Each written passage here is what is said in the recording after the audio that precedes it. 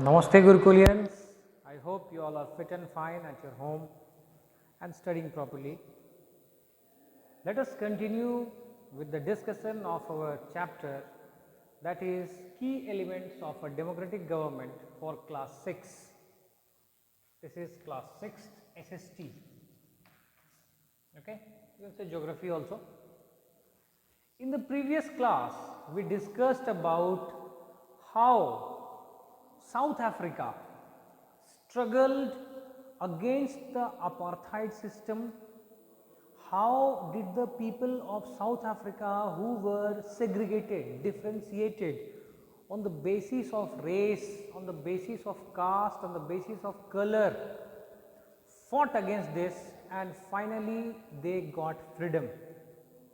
Nelson Mandela was one of the prominent leaders who helped South Africans to fight against the apartheid system, right? ANC, African National Congress, was the umbrella organization, or you can say main organization, which helped the South Africans to do rallies, protest against the whites, against the injustice they were facing in the country. And finally, when South Africa became free, see their brave heart. What did they do? They said that whatever mistakes our ancestors have done, whatever mistakes they have done, let us forgive them. उन्हें छोड़ दो, उन्हें माफ़ कर दो. और उन्होंने क्या किया? उन्होंने एक नई कॉन्स्टिट्यूशन बनाई. They framed a new constitution where equal rights was given. Right? Equal right में सबसे important right क्या होता है? Voting. आज हम अगर कोई सरकार बनाते हैं, चाहे अब देखो गांव में इलेक्शन होते हों, चाहे स्टेटों में इलेक्शन होते हों, चाहे लोकसभा के इलेक्शन होते हों, राज्यसभा के इलेक्शन होते हों. राज्यसभा में तो हम वोट नहीं कर सकते आम जनता, लेकिन लोकसभा के जो इलेक्शन होते हैं जिससे हम यूनियन गवर्नमेंट, सेंट्रल गवर्नमेंट बनाते हैं, वहाँ पर सबसे बड़ी बात क्या होती है? That in a democracy people elect their leaders. ठीक है, डेमोक्रेसी के अंदर people elect their leaders through voting. क्या करते हैं? वो अपने लीडर्स को इलेक्ट करते हैं वोटिंग के द्वारा. मेरी बात समझ रहे हैं आप? So will discuss the topic here is participation. Participation क्या है और कैसे पार्टिसिपेट करते हैं लोग. So the question is why do we have regular elections. यहाँ पर सबसे बड़ा सवाल ये उठता है कि हमारे को रेगुलर इलेक्शंस होते क्यों हैं. तो जवाब ये है कि हमारे को रेगुलर इलेक्शंस इसलिए होते हैं ताकि हम इलेक्शन के द्वारा जो पार्टिसिपेशन ऑफ पीपल है उसको समझ सकें. अब लोग वोट देंगे, इसका मतलब क्या हो रहा है?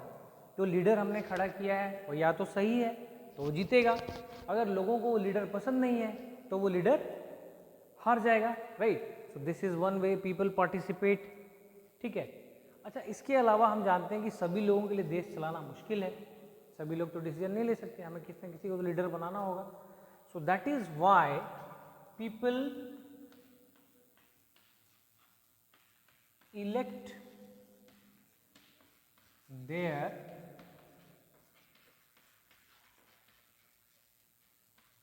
Representative on their behalf. On their behalf का मतलब अपने बिहाफ पर वो अपने लीडर को चुनते हैं और वही लीडर इलेक्शन में जीतता है, मिनिस्टर बनता है और हमारे देश के लिए अहम फैसले लेता है. फॉर एग्जांपल जो हमारे प्रधानमंत्री हैं, प्रधानमंत्री क्या है? वो भी एक देश का नागरिक है. हमने क्या किया है?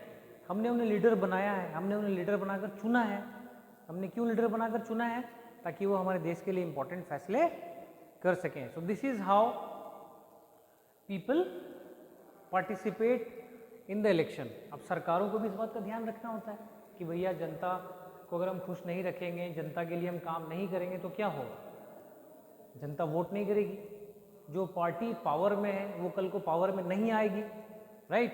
सो ऑल द गवर्नमेंट्स, जो खास करके डेमोक्रेसी की अगर हम बात करते हैं तो in a democracy all the governments are elected for a fixed period of time.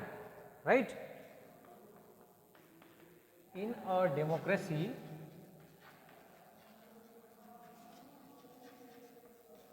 all the governments are elected for a fixed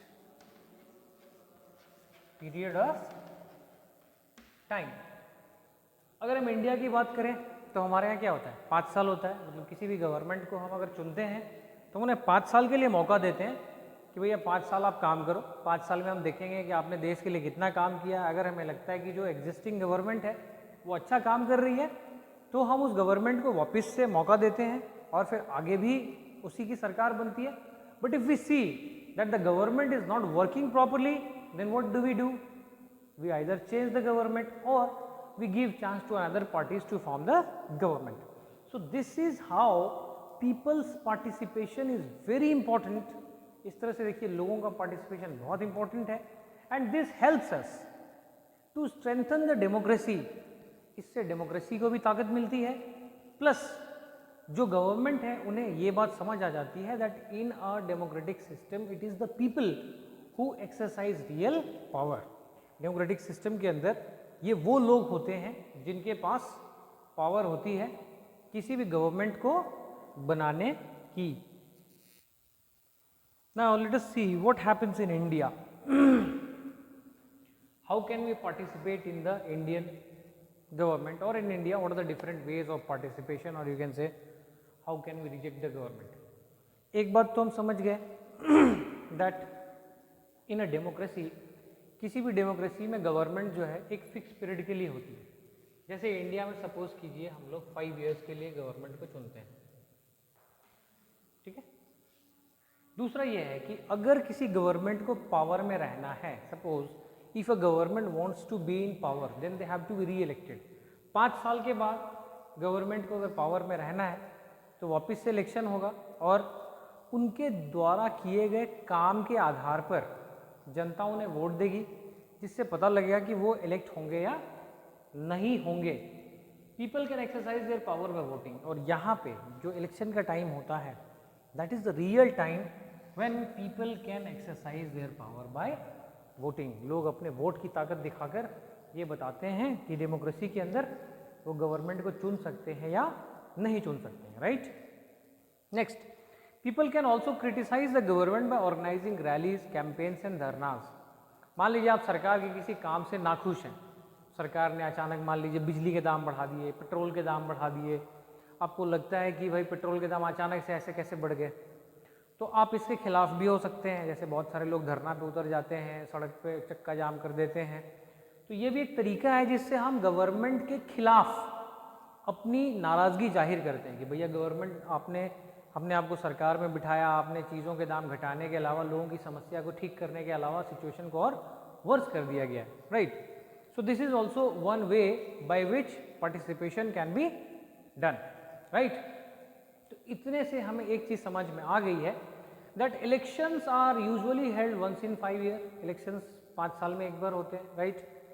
so besides voting there are other ways of participating in the process of government. Voting के अलावा भी बहुत सारे ऐसे तरीके हैं जिससे आप सरकार में पार्टिसिपेट कर सकते हैं।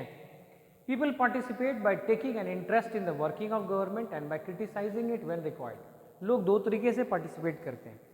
एक वो तरीका जब आप गवर्नमेंट के काम को सराहते हैं, मान लीजिए सरकार ने भी बॉर्डर पे सैनिक तैनात कर दिए, अपने देश के लिए अच्छी मशीनरीज खरीद ली, गन खरीद ली, ये वो है जहाँ पर हम सरकार के काम की तारीफ कर सकते हैं।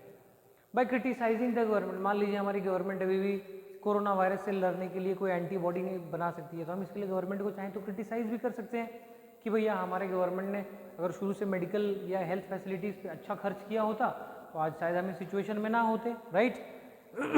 Yes, let us see a situation that is given in your book कि एक बार in August 2005 when a particular government increase the tax, increase the money people had to pay for electricity, people expressed their disapproval very sharply। एक बार सरकार ने अचानक से क्या किया, 2005 में बिजली के दाम अचानक से बढ़ा दिए।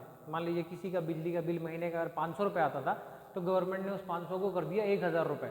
तो अचानक से मान लीजिए कोई चीज़ अगर डबल होगी तो लोगों को थोड़ी चिंता तो होगी, right. So people dis-expressed their views, means people were not satisfied with the way government has taken a decision.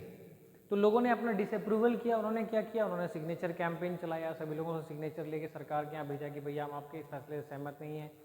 The government listen to the people, सरकार को लोगों के बारे में सुनना पड़ा, और जब बहुत सारे लोगों का विरोध होने लगा तो government had to withdraw its decision, government को अपने फैसले को वापस लेना पड़ा, because the government is responsible for the people. क्यों? क्योंकि सरकार जो है वो लोगों के लिए रिस्पॉन्सिबल है, सरकार जो है लोगों के द्वारा बनाई जाती है और लोगों के लिए ही काम करती है, right. So this was one way, these are the different ways by which we can participate in government. Apart from this, there are many ways in which people express their views what this government should understand or take action.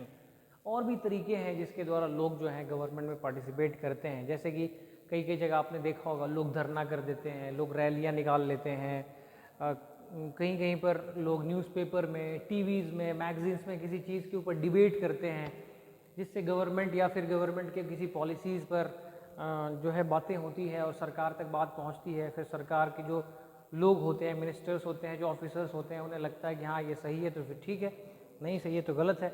बहुत cases में आप देखिए लोग सरकार के खिलाफ court में भी जाकर केस कर देते हैं, जिससे सरकार को मान लीजिए अपना डिसीजन या तो रोकना पड़ता है या फिर चेंज करना पड़ता है.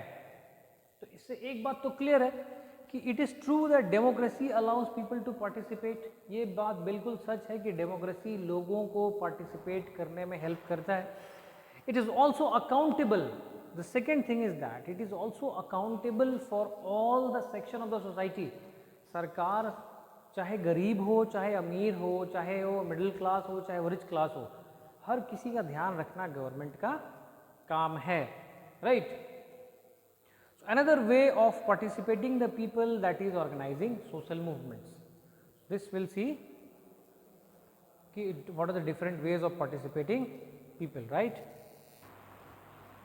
So as I have told you, different ways of participation by taking interest in the working of the government, government के कामकाज में हम इंटरेस्ट लेते हुए, या फिर गवर्नमेंट को क्रिटिसाइज करेंगे कि भैया आप ठीक काम नहीं कर रहे हो. By organising rallies and signature campaigns, rally करेंगे, सिग्नेचर कैंपेन कभी कभी कर लेंगे, स्ट्राइक कर लेंगे, धरना कर लेंगे. So these are the ways. By debate, आप देखते होंगे टीवी वगैरह में न्यूज़ एंकर्स के साथ बहुत सारे लोग डिबेट करते हैं, हर एक शाम को एक मुद्दा होता है और उस पर लोग अपनी अच्छी बातें, जो भी मन की बातें होती है उन्हें उनके हिसाब से जो ठीक लगता है वो बताते हैं, ताकि हमें भी एक आइडिया लग जाता है कि जो डिबेट हो रहा है वो सही हो रहा है नहीं हो रहा है, right. So from these things it is clear that it is true that a democracy allows people to participate. It is also true that not all the section of people are actually able to do so. देखिए democracy में एक बात है कि सारे लोगों को participation का मौका मिलता है, लेकिन ये भी सच है कि आज के डेट में समाज के सारे सेक्शन, सारे लोग जो हैं डेमोक्रेसी में पार्टिसिपेट नहीं कर पा रहे हैं. क्यों नहीं कर पा रहे हैं? जैसे माइनॉरिटी कम्युनिटी के लोग हैं, आदिवासी कम्युनिटी के लोग हैं, वो अभी भी डेमोक्रेसी में पार्टिसिपेट नहीं कर पा रहे हैं. इसका बहुत सारा रीज़न हो सकता है that they are not very much socially connected with the people, that they are not very much educated, they are not very much socially sound, they are not giving their ifs and buts on the social issues. These may be the reasons. So what should government do? Government को क्या करना चाहिए? Government को basic काम करने चाहिए जिनसे ये सारे लोग जो हम जिन्हें member of the society, member of the country बोलते हैं या फिर कंट्रीमैन बोलते हैं, उनके लिए एक ऐसा रूल बनाना चाहिए कि हर एक लोगों का पार्टिसिपेशन हो, जिससे डेमोक्रेसी को फ्री और फेयर वे में जज किया जा सके, राइट. सो आज हम अपने टॉपिक को यहीं पर विराम देंगे और अगली वीडियो में will finish the chapter where will see the topic need to resolve conflict and different ways of government. Okay, till then stay healthy, stay fit. Thank you.